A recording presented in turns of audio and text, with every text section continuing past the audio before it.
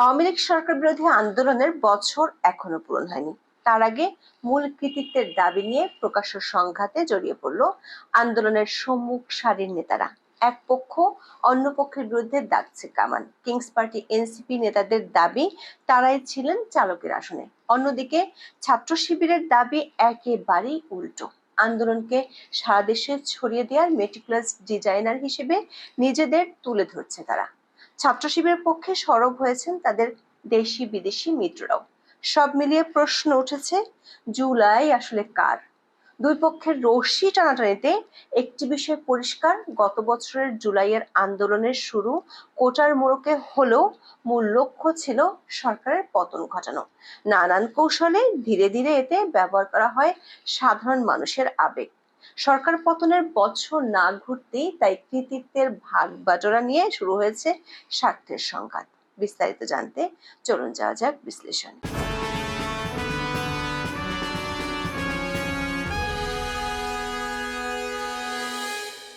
সরকারি চাকরিতে কোটা বাতিলের দাবিতে 2024 সালের জুনে বৈষম্য বিরোধী ছাত্র আন্দোলনের ব্যানারে শুরু হয় আন্দোলন।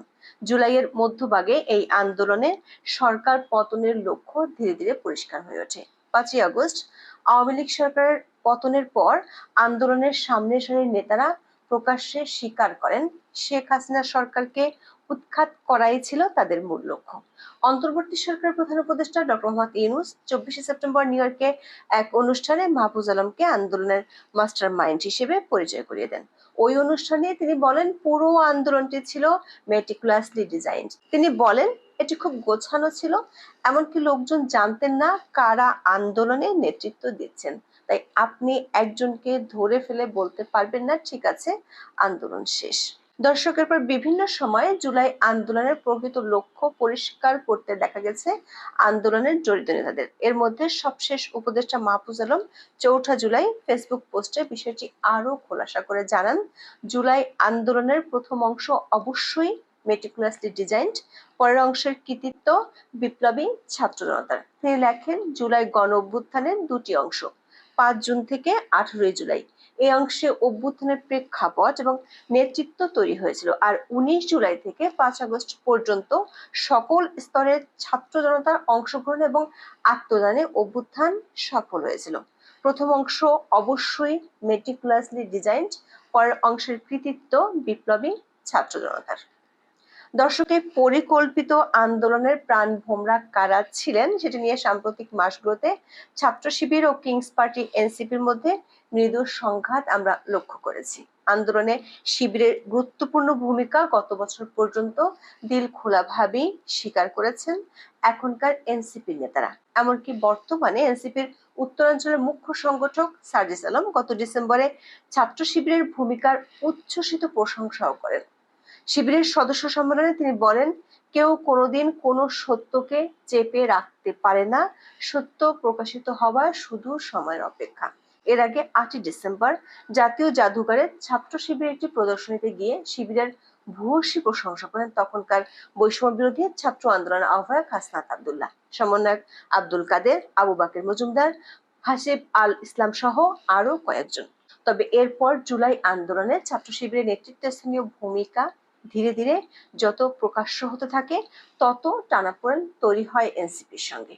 দর্শক, গত বছরের 30শে জুলাই আন্দোলনকারীদের আহ্বানে অগণিত মানুষ তাদের ফেসবুক প্রোফাইল লাল করেছিলেন।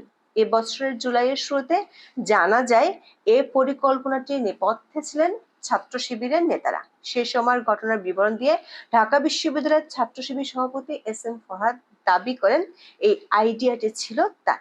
দর্শক, ছাত্র শিবিরের সাদিক খান জুলাই আন্দোলনের সামনের সারি নেতাদের মধ্যে সমন্বয় এবং সারা দেশে শিবিরের নেটওয়ার্কের মাধ্যমে আন্দোলন ছড়িয়ে দিতে গুরুত্বপূর্ণ ভূমিকা রাখেন বলে দাবি করেছেন প্রবাসী সাংবাদিক জুলকারনাইন সায়েরু। এ নিয়ে তিনি বেশ কয়েকবার পোস্ট দেন ফেসবুকে। সেই সঙ্গে অতি সম্প্রতি আল জাজিরার একটি বিশেষ প্রতিবেদনও জুলাই আন্দোলনের সংগঠক হিসেবে দেখানো হয় সাদিক কায়েমকে। এই ঘটনার পর থেকে এনসিপির সঙ্গে দূরত্ব আরো বেড়েছে ছাত্র শিবিরের। সংঘাতের আগুনে সবশেষে ঘি ঢালেন এনসিপি প্রধান নাহিদ ইসলাম। জুলাইয়ের শীর্ষ সারি থেকে শিবিরকে মোটামুটি ছেঁটে ফেলতে ফেসবুকে 31শে জুলাই দীর্ঘ পোস্ট দেন নাহিদ। লেখেন, সাদিক কায়েম বৈষম্য বিরোধী ছাত্র আন্দোলনের কোনো সমন্বয় কি ছিল না, কিন্তু 5ই আগস্ট থেকে এই পরিচয় সে ব্যবহার করছে। অভ্যুত্থানে শিবিরের গুরুত্বপূর্ণ ভূমিকার কারণে সাদিক কায়েমকে প্রেস ব্রিফিং এ বসার ব্যবস্থা করা হয়। নাহিদ ইসলামের অভিযোগ, সাদিক কায়েমরা অভ্যুত্থান পরবর্তী সময় ঢালাও প্রচারণা করেছে, শিবিরের নেতৃত্বে জুলাইয়ে আন্দোলন হয়েছে এমনটা প্রতিষ্ঠা করতে চেয়েছে। কিন্তু নাহিদ মনে করেন শিবিরের ইনস্ট্রাকশন বা ডিরেকশনে এই আন্দোলন হয়নি, তারা সব পক্ষের সাথে যোগাযোগ করেই সিদ্ধান্ত নিতেন। দর্শক, নাহিদদের প্রাথমিক সংগঠনের গঠন প্রক্রিয়ায় শিবিরের সহায়তা ছিল বলে সম্প্রতি একটি টেলিভিশনের দাবি করেন সাদিক কায়েম, তবে সেটাও মানতে রাজি নন নাহিদ। তিনি লেখেন, শিবির নেতা সাদিক কায়েম সম্প্রতি একটা টকশোতে বলেছেন, ছাত্রশক্তির গঠন প্রক্রিয়ায় শিবির যুক্ত ছিল, শিবিরের ইনস্ট্রাকশনে আমরা কাজ করতাম, এটা মিথ্যাচার। গুরুবার আড্ডা পাঠচক্রের সাথে জড়িত একটা অংশ এবং ঢাবি ছাত্র অধিকার থেকে পদত্যাগ করা একটা অংশ মিলে ছাত্রশক্তি গঠিত হয়, সাথে জাবির একটা স্টাডি সার্কেলে যুক্ত হয়। সাংবাদিক জুলকারনাইনের উপর তীব্র ক্ষোভ চেপে রাখতে পারেননি নাহিদ ইসলাম। ফেসবুকে তিনি স্যারের বিরুদ্ধে সামরিক কূ ঘটনার চেষ্টার মতো গুরুতর অভিযোগ তুলেছেন। নাহিদ লেখেন, 2রা আগস্ট 2024 রাতে জুলকারনাইন স্যারেরা একটা আর্মি কূ করে সামরিক বাহিনীর এক অংশের হাতে ক্ষমতা দিতে চেয়েছিল। এই উদ্দেশ্যে কথিত সেফ হাউসে থাকা ছাত্র সমন্বয়কদের চাপ প্রয়োগ করা হয়, থ্রেট করা হয়, যাতে সে রাতে ফেসবুকে তারা সরকার পতনের এক দফা ঘোষণা করে আর আমাদের সাথে যাতে আর কোনো যোগাযোগ না রাখে। নাহিদ আরো লেখেন, সায়ের গং 5ই আগস্টের পর বারবার চেষ্টা করেছে আমাদের বিরুদ্ধে পাল্টা নেতৃত্ব দাঁড় করাতে, সেক্ষেত্রে সাদিক কায়েমদের ব্যবহার করেছে এবং তারা ব্যবহৃতও হয়েছে। সায়েরগঞ্জদের এ চেষ্টা অব্যাহত আছে। কল রেকর্ড ফাঁস, সার্ভিলেন্স, চরিত্র হরণ, অপপ্রচার, প্রোপাগান্ডা, হেন কোনো কাজ নাই যা হচ্ছে না। বাংলাদেশের সিটিং মন্ত্রীদের বিরুদ্ধে যত অপপ্রচার হচ্ছে এদেশের ইতিহাসে এরকম কখনো হয়েছে কিনা জানা নেই, কিন্তু মিথ্যার উপর দিয়ে বেশি দিন টেকা যায় না, এরাও টিকবে না। দর্শক, নাহিদের এই পোস্টার পরপরই পাল্টা জবাব দিয়েছেন জুলকারনাইন। তার অভিযোগ, সম্প্রতি সাবেক এক এমপির বাসায় চাঁদা নিতে গিয়ে আব্দুর রাজ্জাক রিয়াদের গ্রেপ্তার হওয়ার ঘটনায় ক্ষুব্ধ নাহিদ। তিনি লেখেন, নাহিদ ইসলাম, আপনার অবগতির জন্য জানাচ্ছি, আমি বৈষম্য বিরোধী চাঁদাবাজ রিয়াদকে কোনো রকমের সার্ভাইলেন্সে রাখি নাই, আর সে চাঁদা আনতে গিয়ে যে সিসি ক্যামেরায় ধরা পড়েছে সেটা লাগানোতেও আমার কোনো ভূমিকা নেই। রিয়াদ যে আপনার শেল্টারে ছিল সেটা আমি জানতাম, পরে জানতে পারলাম আপনার ও আপনার বাবার সাথে তার ঘনিষ্ঠতার কথা।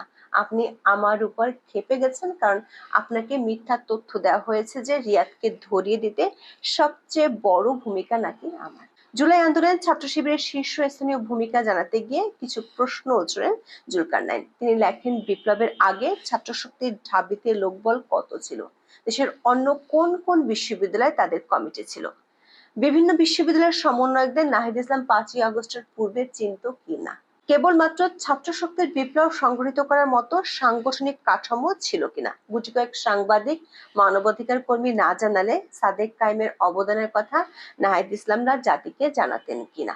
জাতীয় নাগরিক পার্টির আহ্বায়ক নাহিদ ইসলামের ফেসবুক পোস্টের বক্তব্যের পাল্টা প্রতিক্রিয়া জানিয়েছেন ইসলামী ছাত্র শিবিরের কেন্দ্রীয় কমিটির প্রকাশনা সম্পাদক আবু সাদিক কায়েমও।